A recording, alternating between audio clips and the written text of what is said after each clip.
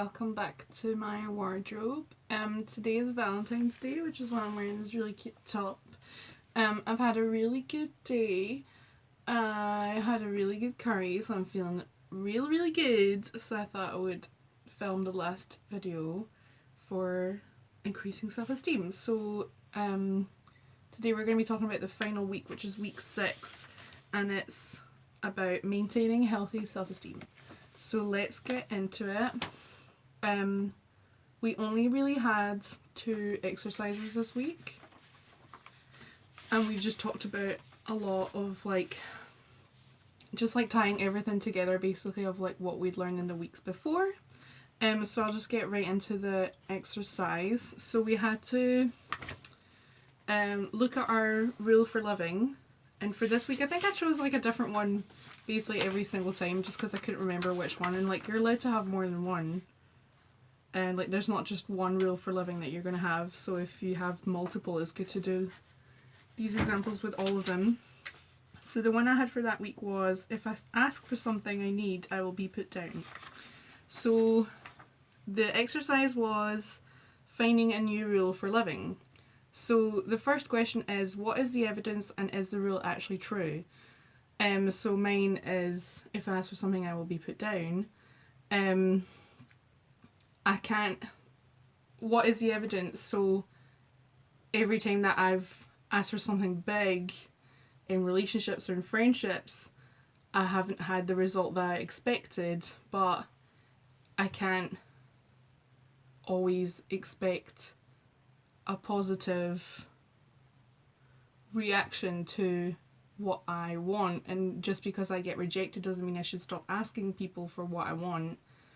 And also, rejection isn't a bad thing, and discussions can still spark from asking for what I want. Compromises can be agreed to. I don't necessarily have to have what I want exactly, but I can meet in the middle with the person that I'm wanting something from. I guess this was more emotionally, but let's just go with it. Is the rule actually true? There are times when I have asked something of someone and I haven't been put down, and they've met in the middle with me and it's worked out, but I'm discounting it because I'm just focusing on the negative. And if someone else asks something of me, I don't always outright reject them. I try and meet in the middle with them as well. So I should still try and ask for what I want of others, in the hopes that good will happen, instead of always assuming the worst is going to happen. So the second question is, what alternative viewpoints are there? What would other people say? What would I say to a friend who had this rule? So what I would say to a friend who had this rule is, if this is something that you need to ask for, it must be important, so you can't just discount it just to make other people comfortable. And that's why that rule has to change, because if you're always putting other people first, and you're always putting yourself second, then you're just gonna feel bad about yourself. And even if the thing that you're asking for isn't realistic or achievable, it can still be talked about, and again, a compromise can be set out or met. So number 3, what the third question was, what would a more balanced, helpful rule be? Example, I prefer to, it is okay to, it may or may not. So that's leading sentences. So my one was, I'm allowed to ask for what I want, and that's not expecting any kind of result at the end. So I'm allowed to ask for what I want. If what I want doesn't get met, that's not my fault, because I still asked, and it's better to ask than to not ask, obviously. But yeah, so the new rule, after all this breaking down of the rule, is that I'm allowed to ask for what I want. And I wrote down next to this, wow, because this was such a revolutionary thought for me at the time. What can I do to put my new rule into practice? What experiments can I try out? What changes will I make? This was the last question. So the first one, this was like an example from an imaginary person's, but I'm just going to steal them because they apply. So, what can I do to put my new rule into practice? What experiments can I try out? Give myself credit for the things I get right and focus on my achievements. So instead of always focusing on the times when I've been rejected when I ask for what I want, focus on the times when it's gone well, or even if it's not gone 100% well, focus on times when some kind of better conclusion has come out of it, so a good enough compromise, or a further discussion about it. Remind myself of my new rule each day, so instead of immediately going to, if I ask for what I want, I'll be knocked down. I have to remind myself every day I'm allowed to ask for what I want, and I still do this every day. Challenge my critical thoughts. So this is going back to what we talked about many weeks ago. Experiment with saying, I don't know. Will the outcome be so bad? What? What does that mean? Oh, okay, when you're asking yourself, will the outcome be so bad? Experiment with saying, I don't know. So instead of going immediately to, oh yeah, the outcome will be bad, just say, I don't know if it will be bad, let's just find out. Ask for help when I'm not sure what to do. So I can ask someone else if it's unreasonable for me to ask for what I want in the situation or whatever. And talk it out and actually say it out loud. This one doesn't really work for this one. This says spend more time relaxing at night with a family, but like I guess it's just like spend more time relaxing in general, like and not being so worried about this rule for living. The old one, I mean. This will make more sense when I go through how to modify the rule for living a bit further. So it was just like a little grid thing like this. What is the rule I live by that I would most like to modify? So that week it was, again, just if I ask for something I need, I will be put down. How does this rule affect me in my day-to-day life? In relationships specifically, I expect people to know what I want because I don't ask for anything. This leads to resentment. We'll get into that a little bit later. It affects me because I don't actually say what I want, and I think people will just get it just from like reading my mind, I guess. But people can't read my mind, so I have to just spell it out, and that's okay. Like, it doesn't mean that the other person doesn't understand me, it just means that I need to make them understand me better, and that's fine. Like, that's, you know, that shouldn't be a revolutionary thought, but it was at the time. What are the origins of this rule? Where did I learn it? What was going on in my early life that meant this may have been a helpful rule at the time? I could probably go in deep, like, probably a lot of it is, like, how I grew up. Most things will be. Like, it's just what you learn, like, you see a behaviour happen and you just repeat it, just because that's how the brain works, that's how humans work. But, like, I wrote down media probably helped to, like, reinforce this rule. Don't want to seem nagging. I know that nagging is negative and I want to avoid that, so that's why I don't ask for what I want. Like, if I ask for what I want, I'll just seem like really demanding and high strung and not like a cool girl. And I want to seem like, yeah, whatever, like, it doesn't matter, babe. So what are the advantages of this rule? I've just touched on that, but people will feel I'm easygoing and low maintenance, and they'll want to stay with me, basically. Like, they'll think, oh, well, she doesn't demand too much of me, so I'll stay with her for longer. Even though secretly I'm, like, dying. And so the disadvantages of this rule is I feel resentment of others. It puts unrealistic ideals of others onto them, it ultimately leaves me disappointed. And it's like really frustrating as well, because you think eventually they'll get it, but they won't, because I'm just not spelling it out. So it's like resentment, frustration, anger, and like the more it happens, the worse you feel, and it's just not good.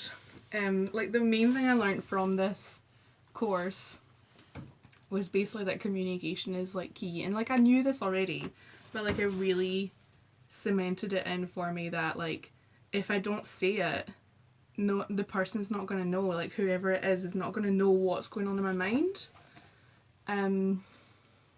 Like they can't guess, and it can't get sorted.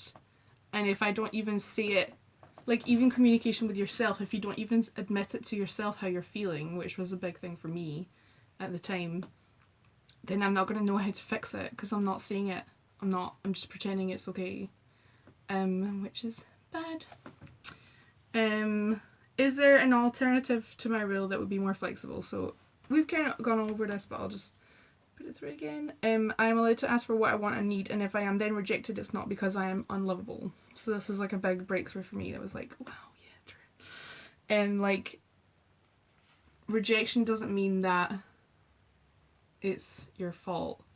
It's just you've put the issue out there, and how the other person deals with it is then how they're dealing with it. It's not a reflection of you, which is something pretty big that you have to kind of learn in life.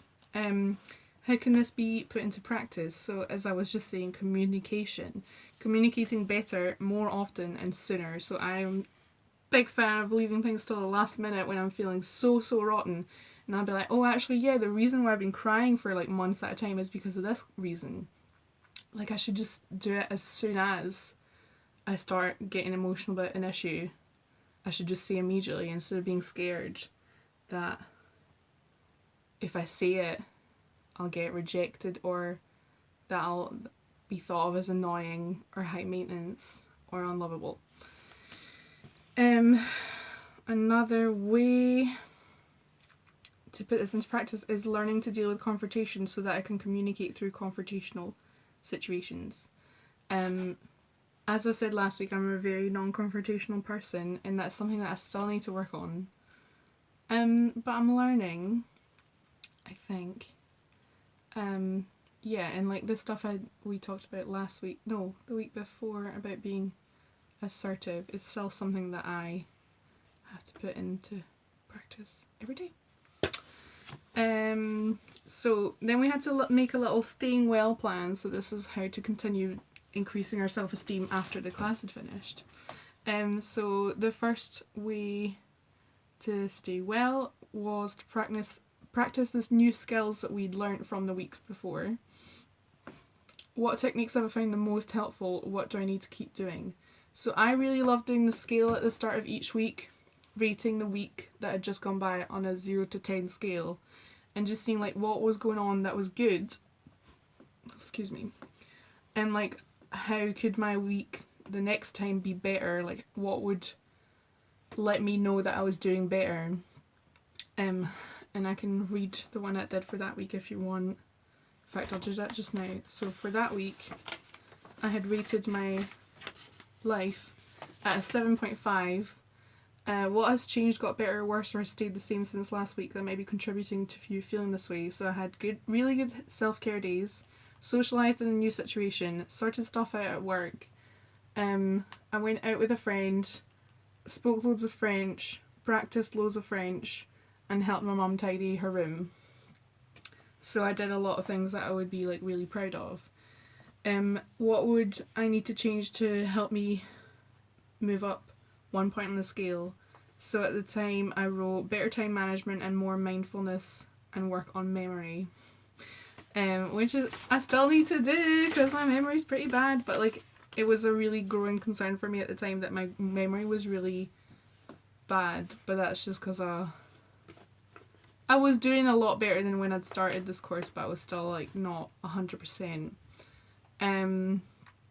So yeah, like doing the 0 to 10 scale I found really helpful. I don't think I've done it since, but like I don't really feel like I have that many bad days anymore. I feel like I have bad like minutes in a day but then I move on pretty quickly from it.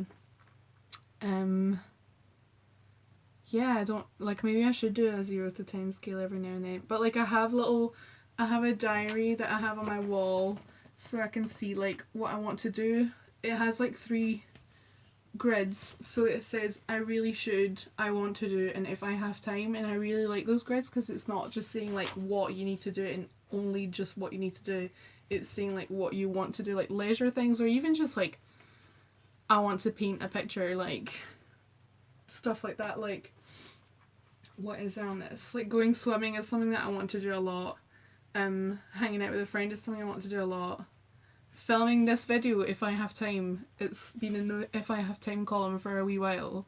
But that's always really good. And the I really should one, I usually have like doing my homework or like buying something that I know I need for an outfit for something I want to do like the next day.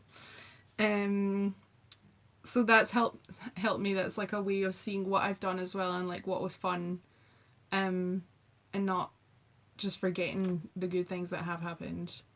And my mum got me a diary as well that has like a little bit for each day, so I just write like whatever I did that day that was actually like good and fun.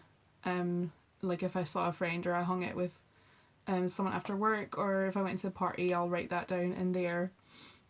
And then my regular diary is more for like what I'm going through that day. If I'm having like a bad day, I'll write in my diary, but like I've been writing my diary less and less because I've not really had that many bad days, which is good. And I'm proud of myself. Anyway, what the other techniques that I really thought were really helpful were looking at my rules for loving and like changing them. So I really wanted to do like more of the grid of like modifying the rules for loving for each single one I had. And I still haven't done it, but I'll get to it now maybe after this. And the diary of pleasure and achievement, I really enjoyed doing that. So I kept that going for a couple of weeks. And the positive qualities, which is why I have that little list that I put on my mirror that I showed last week. What could I do if I have a setback? What has helped? What have I learned? Who can help? So seeking out support from my mum or from my friends. Seek the positives, if not in the situation, then in the day. So if I'm going through a shit time, like still look at like what I did that day that was good. So again, like looking at positive qualities, like the little list that we did of like what you did that day that means the positive qualities. So even if it's just like cleaning my room, oh, it means I'm tidy and I care for myself. Or like had a good bath, like means I look after myself. Like the tiniest positives can still add up. Ask for compliments if needed. I don't think I've done that one. I think I'm pretty good for that. And the big one is being honest with myself and therefore others.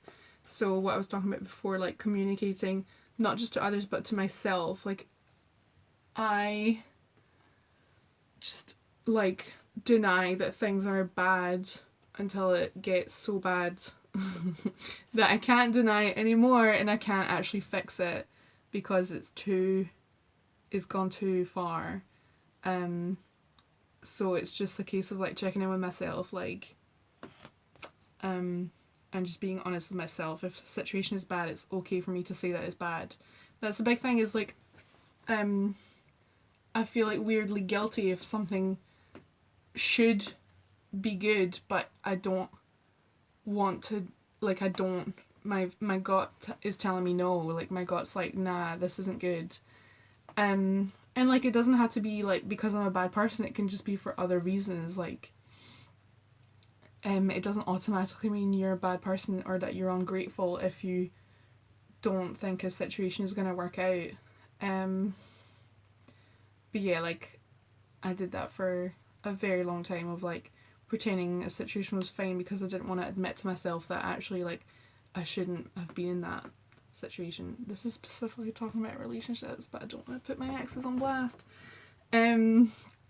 So this next part will help with the last part.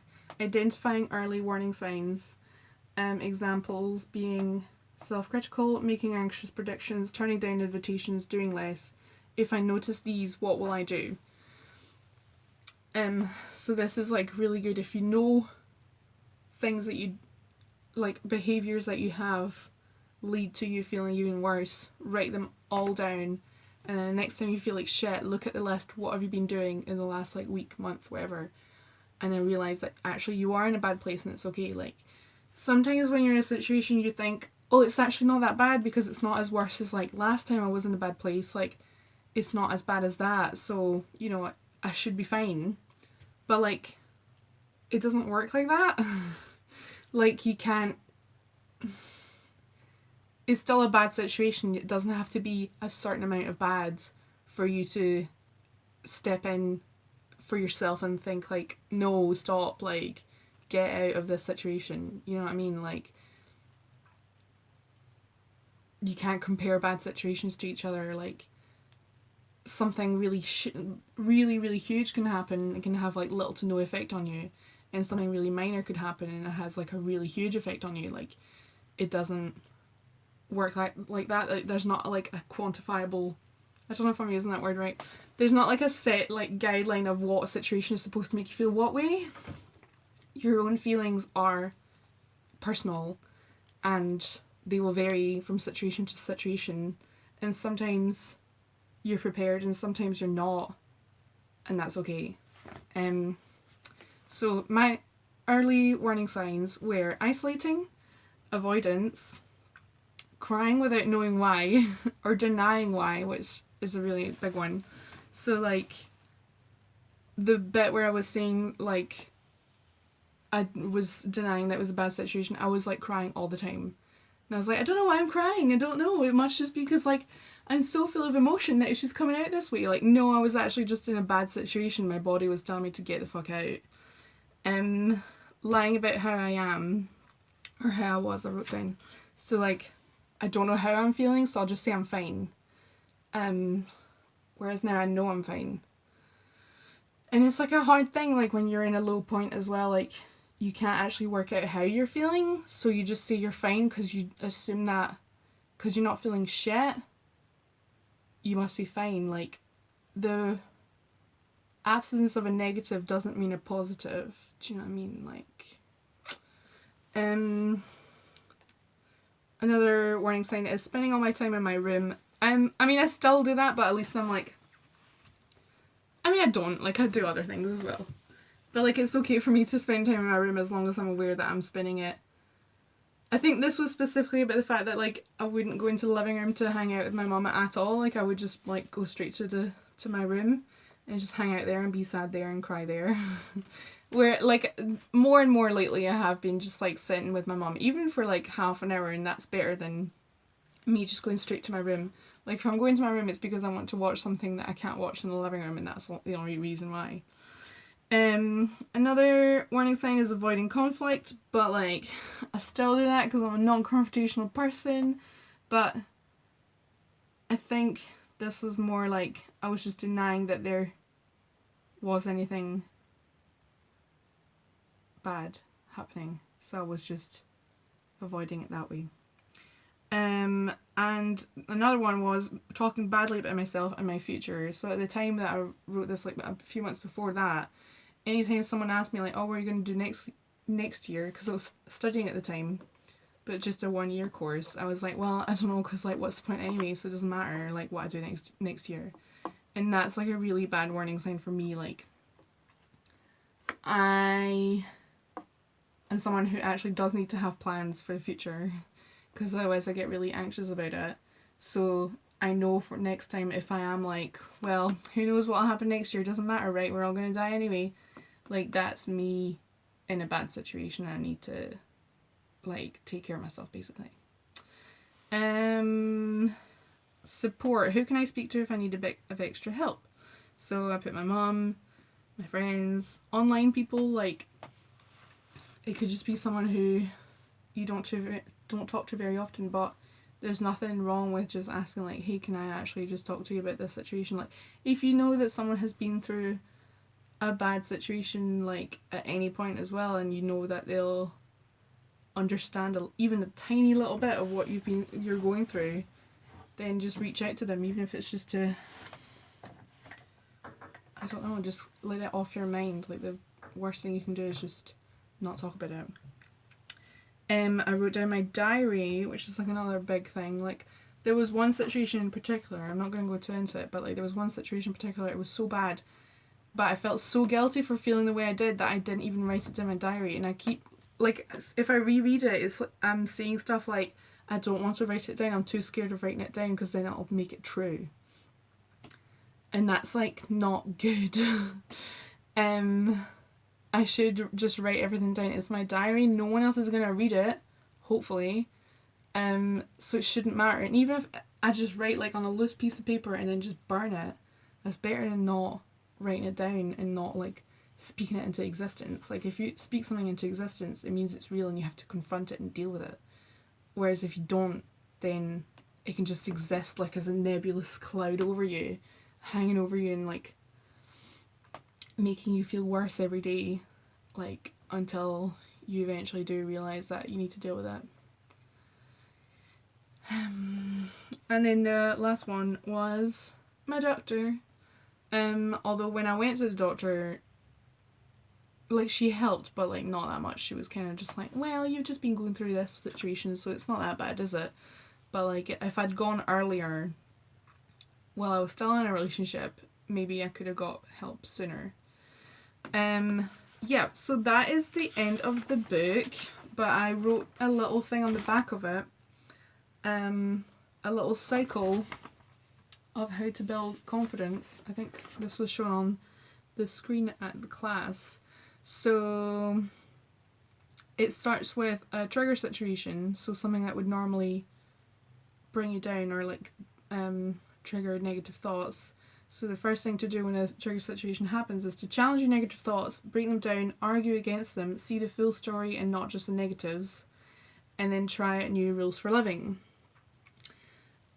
Which leads to being more assertive, accepting challenges and doing it even if you fail, tackle avoidance and inactivity, get out of the house and reach out to a friend, I put in little brackets. Which leads to developing a more balanced view of self, which leads to being able to challenge your negative thoughts even better and trying out your new rules for living even more, which leads to being more assertive and accepting challenges even if you fail. So like, that's a new cycle, whereas the cycle before was the trigger situation happens, the trigger situation means that negative thoughts happen, which means that your behaviour changes, you become more reclusive, you become inactive, you stop reaching out to others, which leads to bad self-esteem, which then leads to more bad stuff. So yeah, once you're in the good cycle, it's just about reinforcing it with every single situation that comes up. So yeah, that is that. This is going to be a really long video. I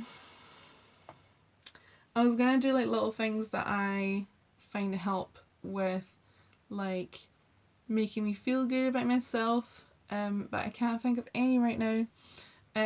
One big thing that I really like is Advanced Style, both the documentary on Netflix and the Instagram account. It's a style blogger who takes pictures of older people wearing really cool clothes. But if you watch the documentary, it's amazing, and it just gives me like a lot of hope for the future, and it makes me really excited to be older and like be my best self kind of thing. Like, I'm pretty great where I am right now, but like these people are literally their best selves and they're like 90, so like I can't wait to become like peak Melissa at 90 years old.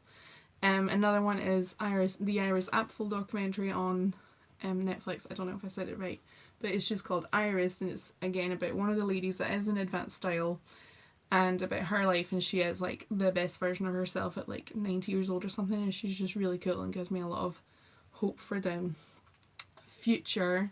Oh, another one is Bunny Michaels on Instagram. She does a series called Me and My Higher Self, and it's just like her having a conversation with her higher self, and she like photoshops pictures of like her talking to her higher self, and it's just like about her self building herself up.